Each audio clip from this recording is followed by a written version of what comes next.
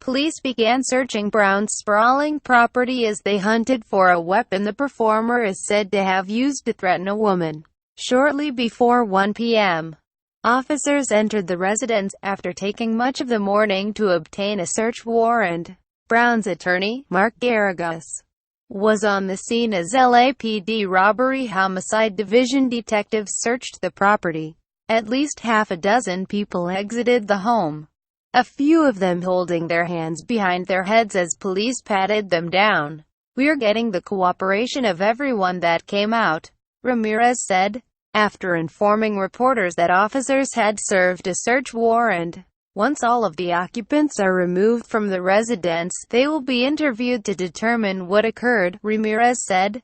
Garrigus told The Times that he was inside the home with Brown, who denies any wrongdoing. The warrant was served shortly after Garrigus arrived. Deputy Chief Bob Green had described the standoff between Brown and officers as long and protracted. The search was sparked by a call for help from a woman who said she had been threatened by the performer. Police sources said, with officers first arriving at Brown's home in the 5000 block of Corbin Avenue about 3 a.m. Tuesday, the woman, Bailey Curran, told The Times that Brown, who has had several previous run-ins with law, pointed a gun at her during a violent rage before she ran outside to call police. Curran said she and a friend had gone to Brown's home with a business associate, who was invited by the musician. She wanted to talk to Brown about future projects, she said. When she went inside, a handful of people was milling about and chatting, Curran said. Curran said she eventually went to Brown's backyard to get some fresh air. Her confrontation with the musician erupted soon after she walked back into the house, she said. A man was showcasing diamond bracelets, necklaces and watches inside the home, she said. Curran said she began to admire a diamond cross necklace.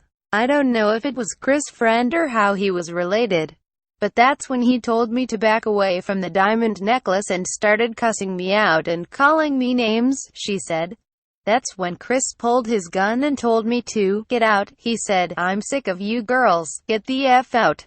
Curran said she ran outside with her friend when Brown pointed the gun at her face, but she was forced to wait by the home's front gate until Brown's associates retrieved her phone, which she had to hand over as a condition of going inside the home, she said.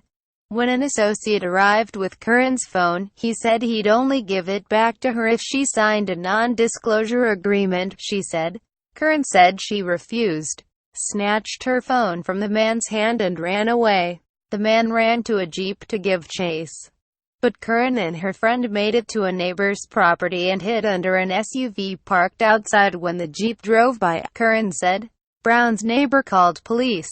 On Tuesday, officers attempted to enter the home and were told to get a search warrant, the police sources said. Detectives then waited for a warrant to search Brown's home for the weapon. Meanwhile, Brown took to his Instagram account Tuesday morning, sharing videos in which he railed against the police and media and said he was being unfairly portrayed as a villain. In the videos, he said he woke up to helicopters overhead and officers at his gate, and maintained that he was not guilty of the accusations.